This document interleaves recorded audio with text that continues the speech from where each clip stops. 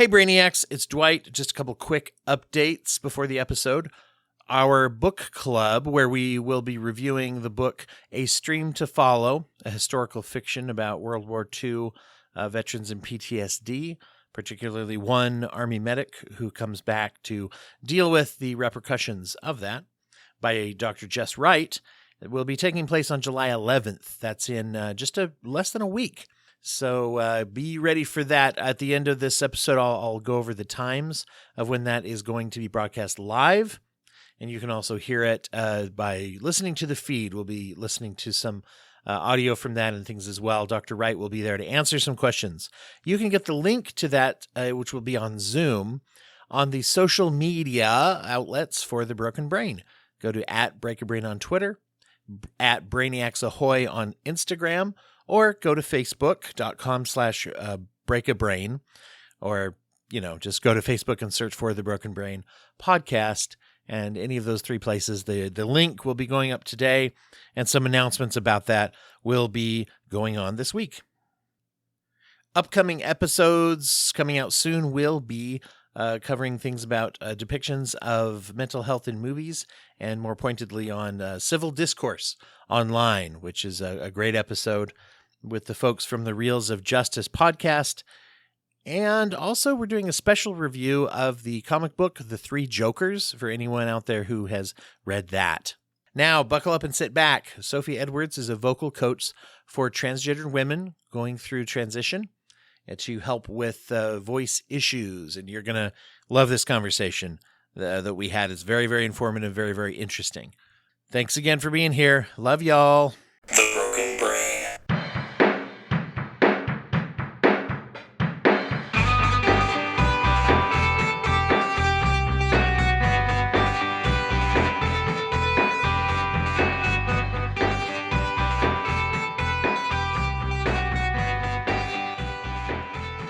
Recording in progress. All right, we are back into the program. We were in the program before, and we're going to be in it again, but right now we're in it. I'm going to go ahead and probably redo that introduction, but you don't need to worry about that, Sophie. That's not your problem, especially if I don't remember. Actually, really excited to be talking to you today. Sophie Edwards is my guest. And Hi. I did that without looking down at the calendar, and I remembered the accurate name for the person who I'm talking to. Congratulations. I didn't say next I'm week's so guest or proud of you, something. Dwight. Oh, thanks. That's a good start. It's a good start for all of us.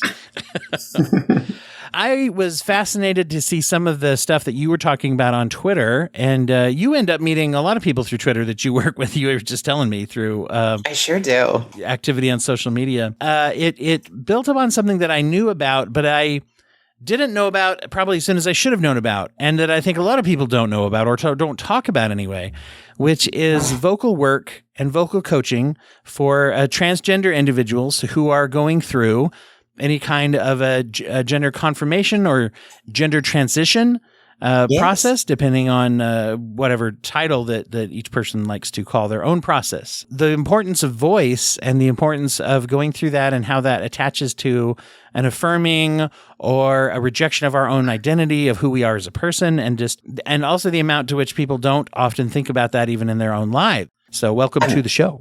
Thank you, Dwight. I'm happy to be here. Tell everybody a little bit about who you are and what you do, first of all. Sure. And where you come from in the world. So I'm Sophie. I live in Ontario, Canada, near Toronto, and I am a trans feminine voice coach. I only work with trans women and trans feminine non-binary people because trans masculine folks, trans men, it's a very different sort of approach. I might get certified in doing that in the future. I might learn how to do that, but right now I don't know how. And so I only work with trans women, and I help them find a voice that they feel happy with. How did you get into working with vocal stuff? It was quite quite by accident, in fact. So I run another business as well. I do SEO. For those who don't know, I build websites and I get them to the top of Google, so the people who own that website get more phone calls. And one of my clients was a speech therapist, still is one of my clients, is a speech therapist.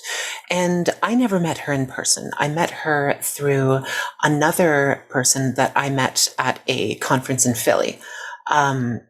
So the speech therapist lives in DC. I've never been to DC, but we connected anyway. And I went through the process of, convincing her that I could help her with her SEO. And then we talked about what she wants on her website. And she's like, oh, I want a page for stuttering, a page for this, that, the other, whatever. And she says, I also want a page for transgender voice therapy. And I was like, oh, that's kind of cool. And then she started explaining trans people to me and explaining like how transition works and like why people would need voice training. And I'm thinking like, why is she telling me this stuff? Until I realized that I had never outed myself to her. And so I said, that's really cool. Like as a trans person, I think that's really awesome. And she flipped out. She's like, oh my God, what? You're trans? Your voice is perfect. How did you do that? Oh my God, losing her mind. Right. And so fast forward about a year or so, and we did a pretty good job for her from an SEO perspective, got her, frankly, more business than she could handle. So she calls me one day and she says, I can't handle all my new business, and I need you to start training my trans clients to do the voice coaching with them. And I was like, I don't know how to do that. And she's like, yes, you do. You just don't know that you know how to do it. You're doing it already. Let me teach you how to know what you already intuitively know. And then you can start working with my clients. And I'm the type to just kind of like say yes and then figure it out. And so I did. And now it's a pretty nice little business for me. Wow. It's a very needed thing. People don't talk about or think about the fact that when people are going through a transition, there isn't a treatment for voice. It's not like there's not a hormonal or surgical or at least, nothing that just affects the voice. Now, correct me if I'm wrong, but I don't think there is anything that automatically does that. So for trans women and trans feminine non-binary folks, there are surgeries. Okay. They are fairly expensive and fairly new. I don't really know a whole lot about them, so I don't want to like talk too much about them because I don't fully understand them, but I do know that they're expensive. And not everyone's not everyone's insurance will cover them. And so for trans men, their voice automatically deepens when they take testosterone. Some of them still do need voice training, but it's a very different beast. But unfortunately, estrogen does not reverse that process. Okay. And so if you're a trans woman and you're transitioning after you've gone through testosterone driven puberty, it is what it is. The effect has happened and it doesn't reverse. Mm-hmm. So that's where voice training on one hand, and then surgeries if you want to do that on the other end come in. That's interesting, and I wasn't aware of that. Now that you mention it with the estrogen and testosterone thing, that's very interesting, and of course that does make sense. I guess I did know that from a standpoint of people going through a vocal change in adolescence. So I guess that's true. I hadn't applied that. And then the surgical part, that's new. I wasn't aware that exists, but obviously that's a newer thing. And either way, though, it's a whole point that people don't. I've never really heard anyone who's not trans talk about it. And I learned from trans people that I met, clients of mine and people that and the very first time, I do remember back the first time years ago, someone said to me, yeah, but then the voice, of course. And I was like, oh, of course. Those were my next thoughts were, oh, of course. But I hadn't thought about the difficulty of doing that and of working with voice. So, speaking as someone who does what I do with the podcasting, and as I've worked with people and helping them with their podcast and then shifting in, I know how people get about their own voice. The first reaction people often have when they listen to recordings of themselves is, I don't like my voice. That's what most people say. Yeah. A lot of my clients will be like, "Oh, should I like record my voice and listen to it?" I'm like, "No, you should not, because you're going to hate it. I don't care what you sound like. It's just going to make you feel worse. Don't do that." And of course, that transcends a lot of other things. A lot of people find that just anybody finds that they hate their voice. You get used to, I will say, I'm not sure how many hundreds of hours, but there is some tipping point to where when you've edited enough conversations that you've had, you do start to go, you get numb to that. I can attest to that. It doesn't bother me anymore. But that's an interesting thing. So people, right away, you're like, let's not do a thing that's going to make you hate your voice already, kind of thing. Yeah. It's interesting, but like we don't really think about it this way, but like this stuff going like from your mouth to your ears is like a very small part of how you experience your voice. And like a lot of it is like where you feel it happening in your body. And so when it comes to like transitioning a voice to feminizing a voice, like it's likely that one will always be able to access their previous voice, but where it's resonating within the body creates it creates a very different like physiological sensation that I think a lot of people aren't really ready for. Often when people come to me first, they're just like, "Oh, I want a higher pitched voice." And it's like, "Oh, okay, well, you don't really need a higher pitched voice. My voice is not high pitched. It's actually quite low pitched as far as a feminine voice goes, but I know it's still passable because I'm never misgendered over the phone." And so like it's very much where in your body your voice is resonating. That makes the big difference. Well, that's really interesting, because I think usually when you think of it in terms of if you think in just very, very simplistic terms of a man or a male assigned at birth trying to do a feminine voice, I think the conception that usually brings about is it sounds silly. That's the first thing. It's like, if a guy's trying to sound, whatever. That was my best effort. How'd you like that? No, that was my. It reminds me. It needs a little bit of work, but we can work together. Just book an appointment, and we'll. Right, I'll be the person that comes in and says, "Just just like this." I was like, "No, that sounded like I don't know what that was that I just did." That's Mickey Mouse. Is what that is. And I would imagine, though, the fear. I've actually. One of the best ways I heard it described once was someone said, "I don't want to sound like one of the Monty Python guys in a comedy sketch when they would put on a wig or and whatever." Yeah. And it's funny in a way to think about that. But on the other hand, it's like, it's not so funny if I think, well, this is my life and how I'm relating to people, and how am I going to be treated, and how do I want to be perceived and perceive myself? I think there's a lot that goes into our voice that if we've never had, like so many things with maybe a cis privilege kind of experiences, never having to have thought about that.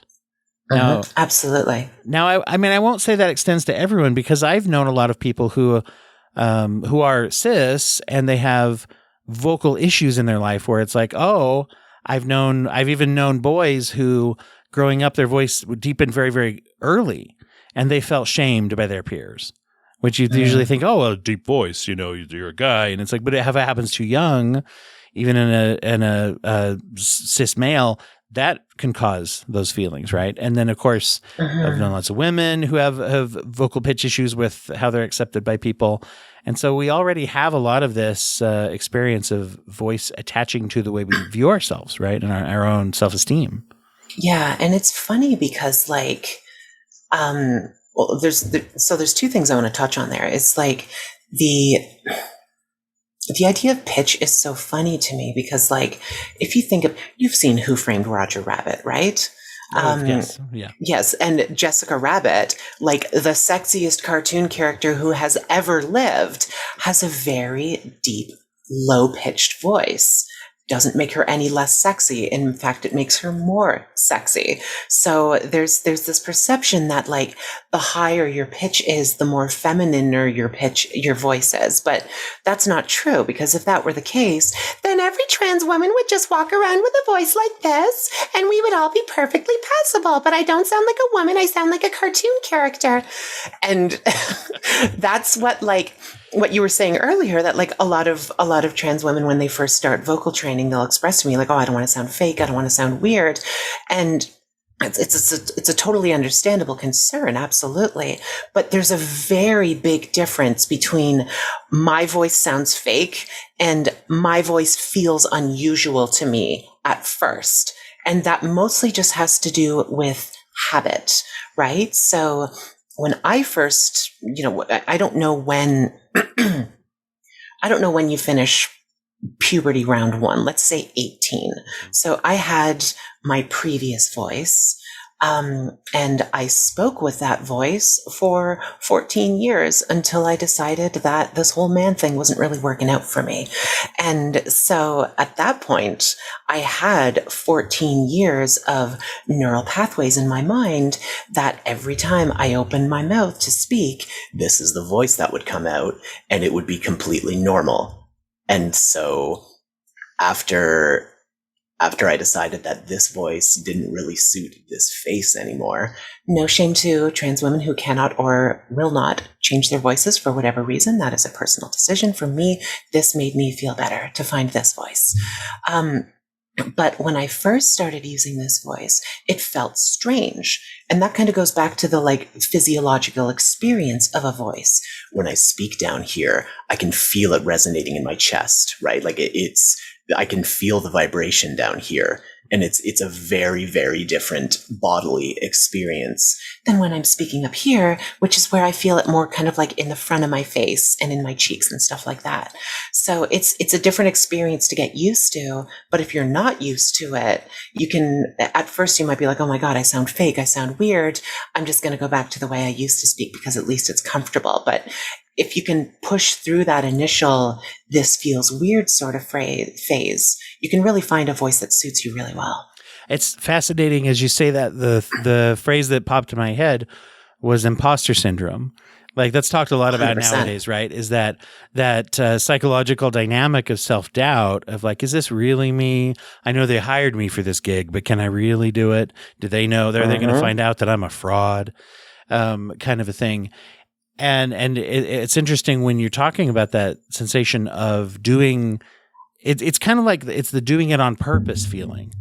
I'm purposefully changing the way that I sound, and so it feels different. And I love that differentiation you just made between, how did you put it? You said there's a difference between sounding fake and sounding unusual to myself for now. Yeah. Right? Yeah. And it's easy to kind of confuse those two, but they're two completely separate ideas.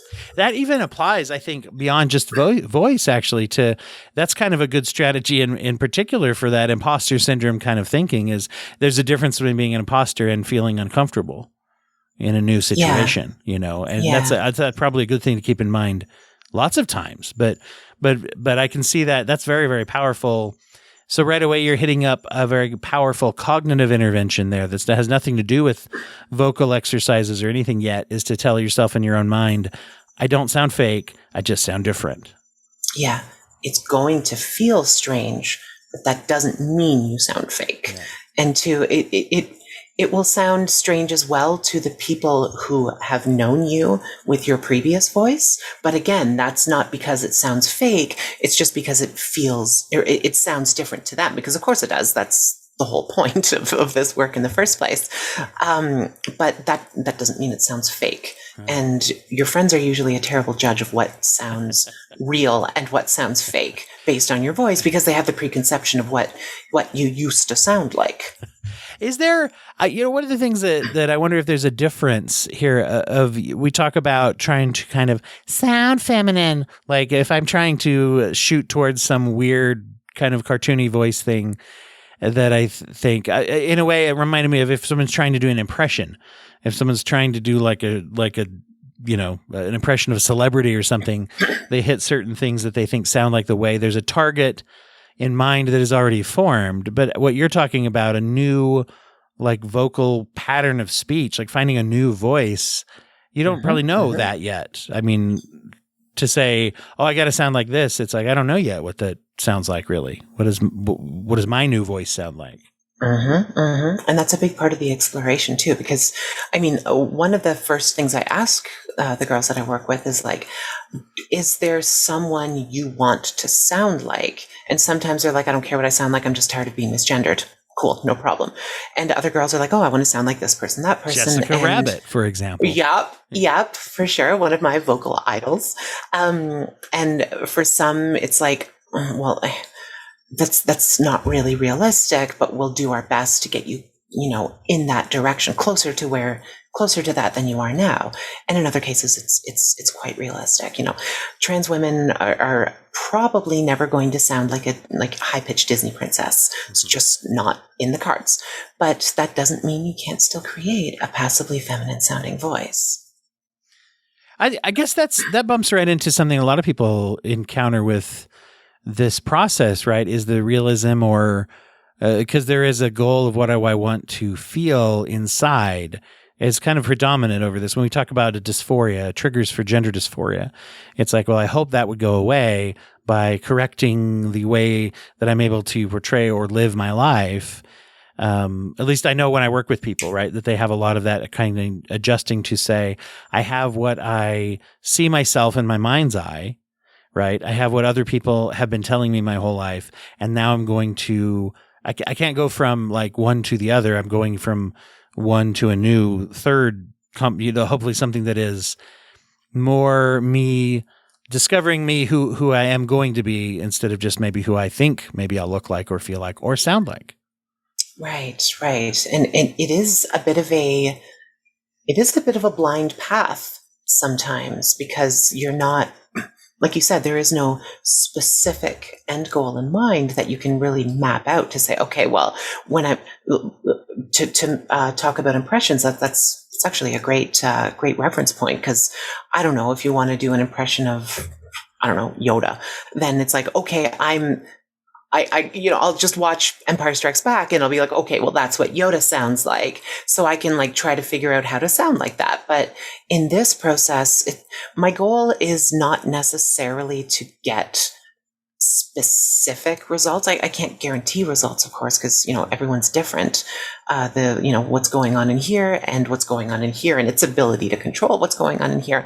Everyone's different. But by helping people to get greater control over their voice, they can then find something that suits them more within that process. So that's a really good point, that it's not quite as crystal clear as, from point A to point B, but where we get is usually significantly better than where we started. Well, and that's, because I imagine that the reactions have got to be, if we think of things in terms of triggering, right, of being misgendered is obviously a huge triggering event for people with dysphoric feelings. Sure. As you mentioned that you had success, success in the form of you'd never been misgendered on the phone. And so that gave Not anymore. Not anymore. Okay. And what was that like to hit a point where you just vocally are accepted, as yourself? Well, it's funny because until I talked to my speech therapist client, who's now my voice coaching mentor, that I mentioned at the beginning, I didn't realize my voice sounded that good. I never really thought about it. I did work on it because obviously it's pretty different than the voice I used earlier. But I never really thought that it was super amazing or anything until somebody who makes a living out of teaching how to manipulate your voice told me that it sounded perfect. And so it was kind of seamless for me in a way. I just didn't really think about it for a long time until it was brought to my attention. And maybe that's because it was so seamless, I didn't actually notice. But it was very, very organic the way it all came together. It's interesting because when you get into a position of training and teaching something, you have to look at it very differently. And I was thinking you were saying when there was that invitation to say, I want you to do this now, I want you to coach. And you're like, I don't know how to do that. You actually do, but you don't know how to know how to do it. Yeah.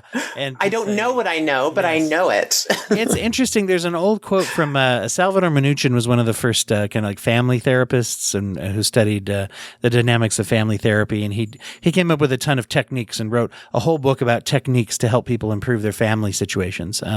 But he started out the book with this quote where he said, the best techniques are the ones that we learn, and we learn them well enough that we forget that we know them.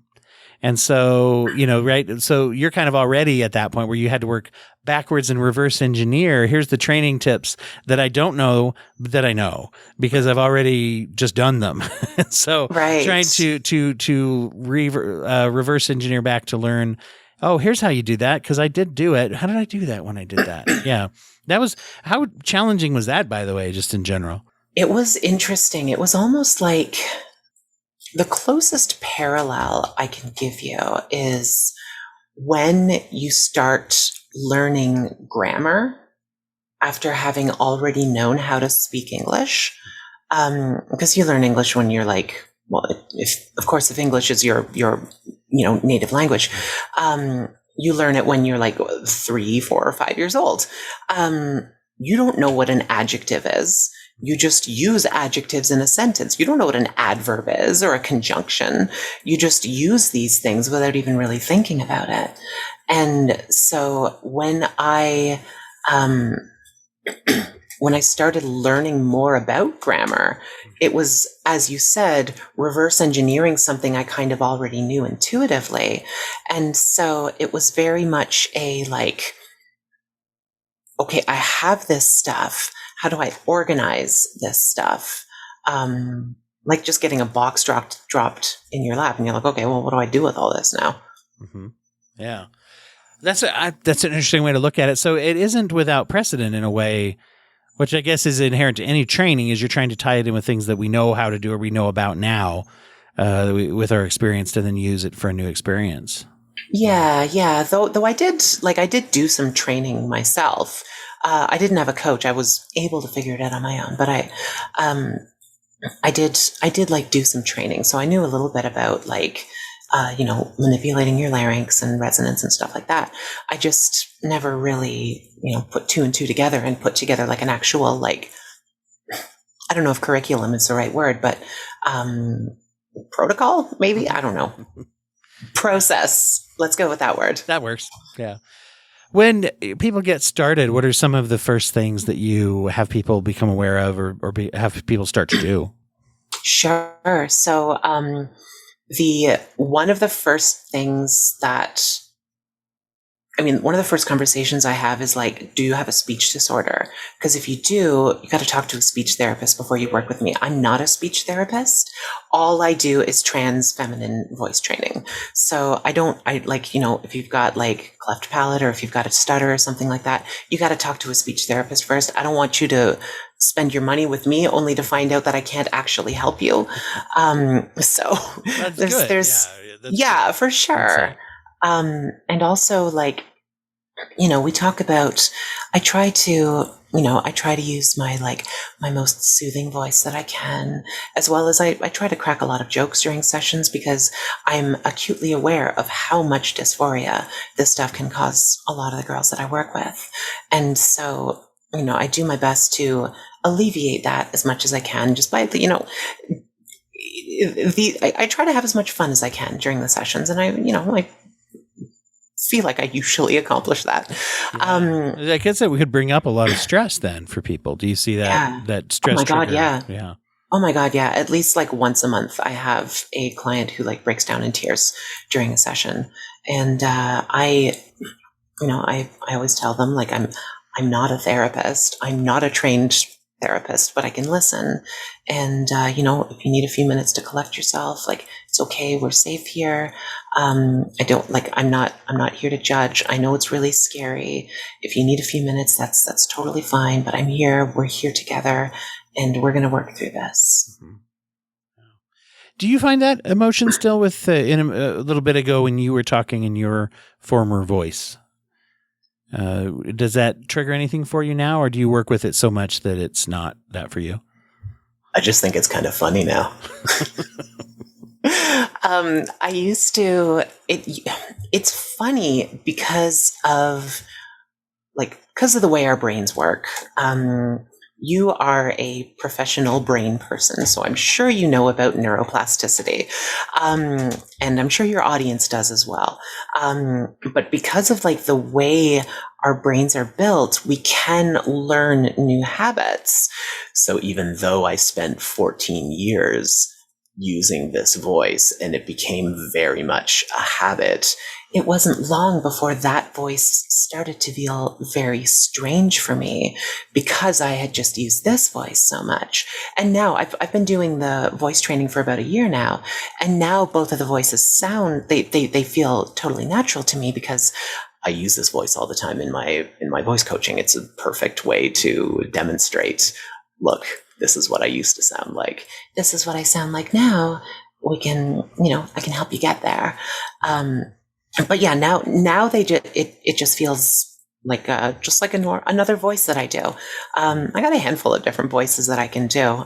Speaking of impressions, and so that's just another voice in my arsenal. Yeah, it's interesting. So you don't feel it doesn't feel purposeful anymore to talk the way that you talk in your voice. I'm sorry, it doesn't feel... I guess when I say purposeful, what I mean is purposeful. Purposeful as far as if I have to do something. I guess I'm thinking of it in terms of a habit. Like if I'm, if something's habitual, I don't think about doing it each time.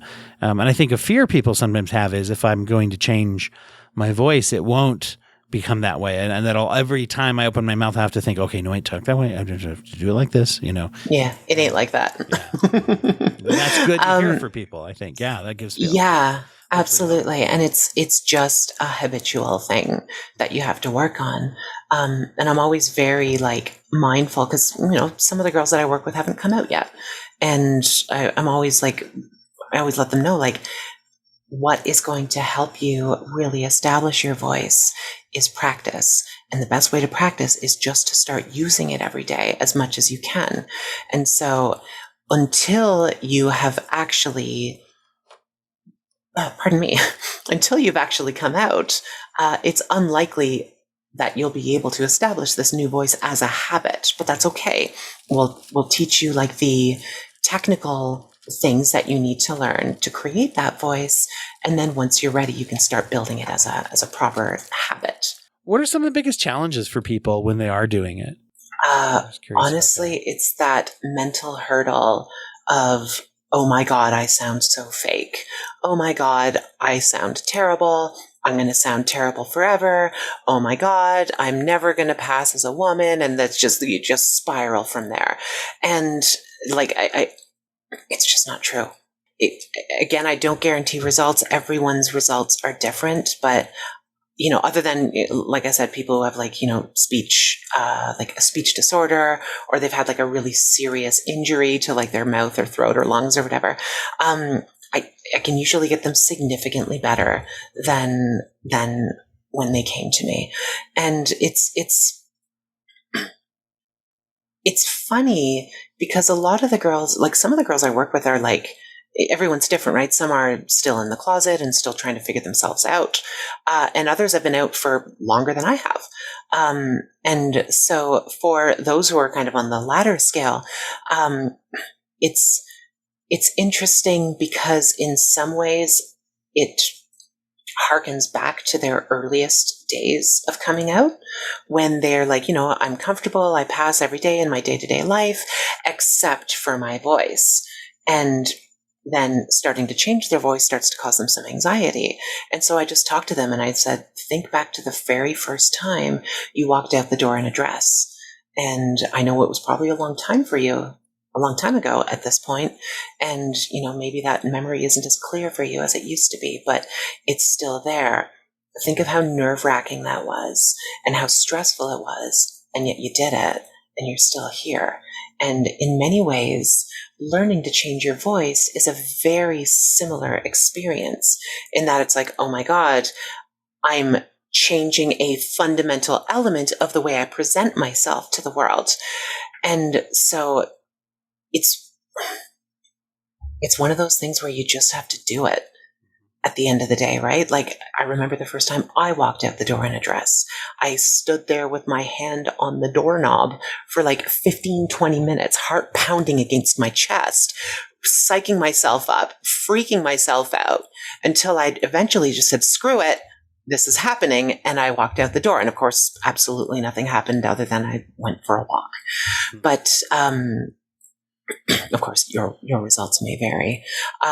But in a lot of cases, it's getting over that, like, I sound fake, I sound weird, I sound dumb, I hate this sort of idea.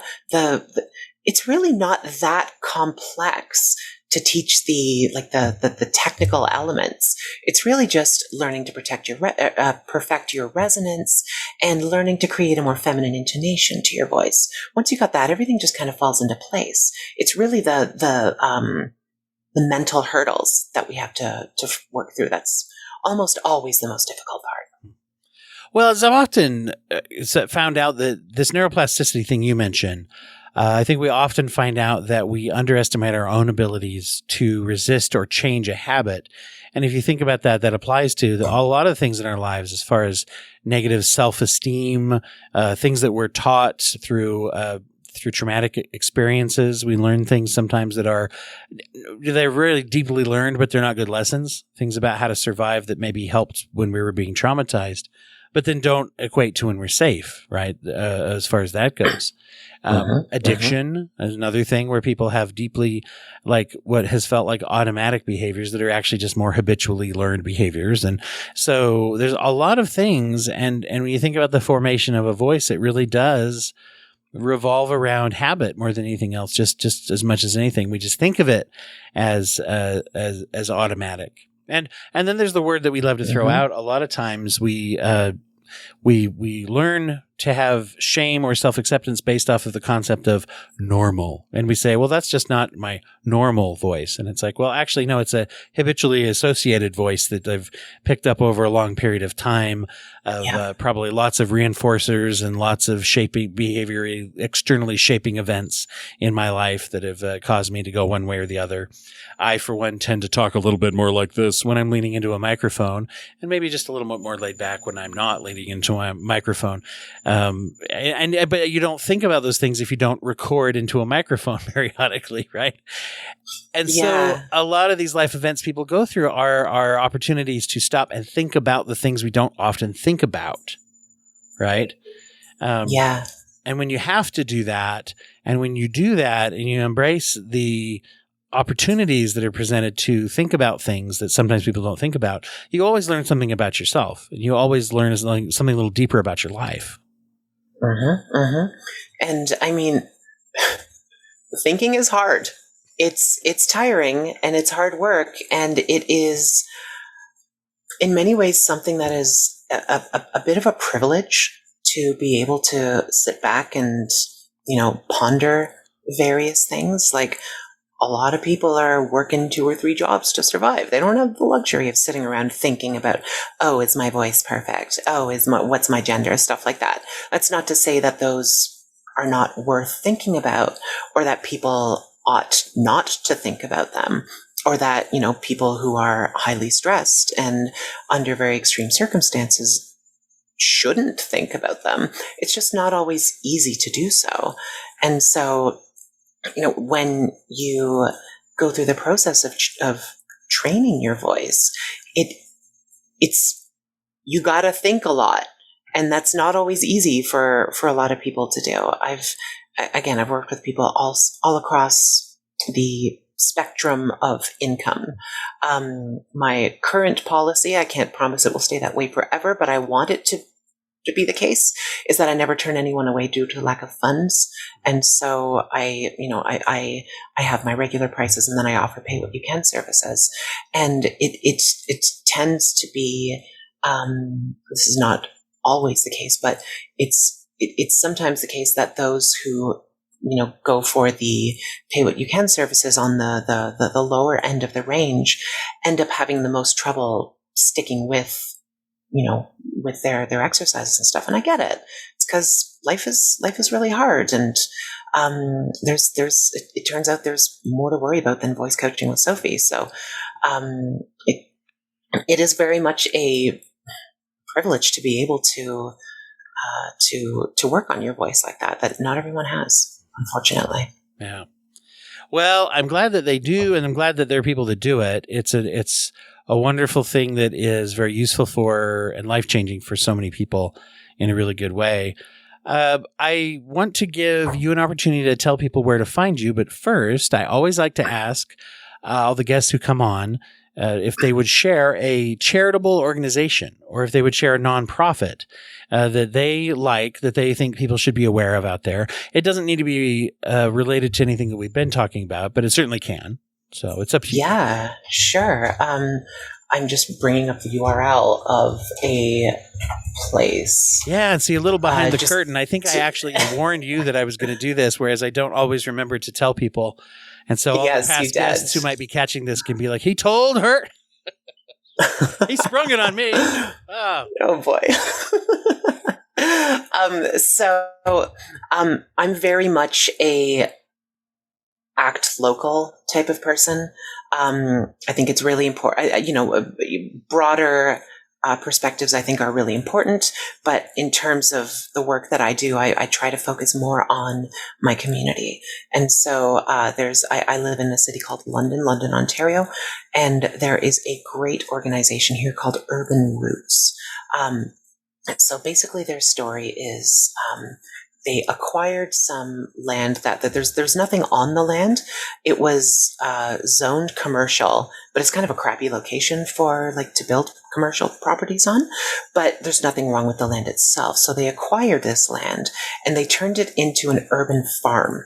And it's a pretty decent sized little farm. It's almost entirely volunteer run, and they essentially sell enough food to cover their costs and they give the rest away. And so it's a really cool organization to make sure that fresh, nutritious, healthy food gets into the hands of the people who need it here in this city. And there's a pretty big, very cool. Yeah. I like to volunteer there sometimes on the weekends when I have the time. It's a really great spot. So urbanrootslondon.ca, highly recommended if you live in Southwestern Ontario. Really cool organization. They're up to some really great stuff. There's a lot of cool things with locally grown things, or some even in urban areas of getting people to create small community gardens, even if they only have small spaces to plant, and just lots of cool opportunities out there. So not only if they live in the area, if somebody wants to, model after the next brilliant charity is going to be someone who learns from another one. So there you go. Good. Probably. Thank you for sharing that. Yeah, thank you. Well, tell people where they find you and can follow your work and, get that help from you if that's what they need. Sure, absolutely. So you can, where all sorts of places you can find me. You can grab me on Twitter at SBElikeswords. You can find me on Instagram at queer.trans.writer.sophie. Very subtle, I know. You can find me. You could tell you're an SEO specialist, right? That was a very clear message. It's 100% what it was. You can find me on my website, sbedwards.co, where you can find a lot of my creative writing as well as my YouTube channel, which is called We Have Always Existed, where we examine some of the stories of transgender and gender nonconforming peoples of the ancient Mediterranean and Near East. So you can find links to all that stuff on the website, I guess, sbedwards.co. I just noticed that as we were setting this up and I was seeing some of your links and things, and so I'm looking forward to watching some of those. There's a TK who is the host of the For the Love of History podcast has come on before, and she on her Instagram does some mention of that recently. We're talking about trans individuals in history and how obviously a lot of erasure that's happened for gay and lesbian and trans and people of color, from history in general. Yeah. But it's always fascinating to me to look and say, oh, wow. And one thing I've learned from her, which she's come on my program and also when I've listened to her podcast, is that that resounding feeling of oh yeah, people were like people back then too. They weren't like some other species that then turned into people, and now that's who we are. It's like, or whatever. It's like, oh yeah, it was kind of very much like now, just different settings and things, So absolutely, there's a very revisionist history that happens in like queer erasure throughout history, and it's not just the case with trans people. It's the case with cis, gay, and lesbians as well, and bisexual folks, even though they wouldn't have called themselves that back then. But it's the same thing, really. There's a lot of erasure that happens through actually, that's the first video on my channel goes quite a bit into that, into like bawdlerization, where like just blatantly changing things that were written, actual destruction of ancient artifacts that they found that had like, a pair of boobies on it or something.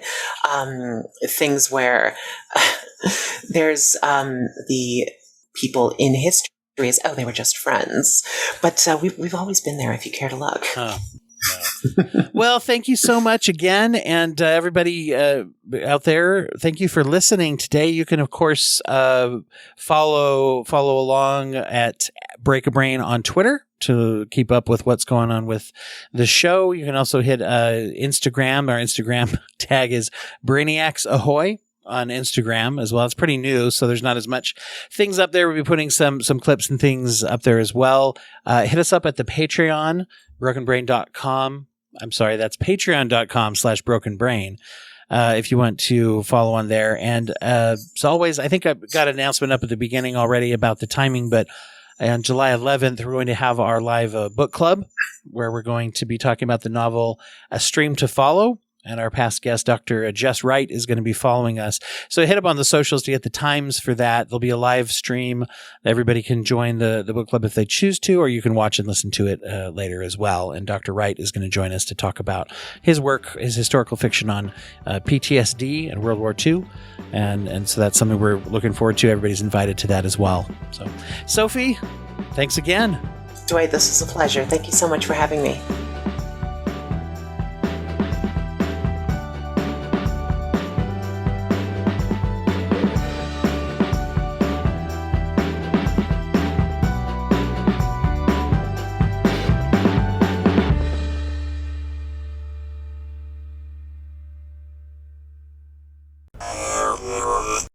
Thank you for listening to the Court Arts Podcast Network. To listen to more Court Arts shows, visit courtemparts.com.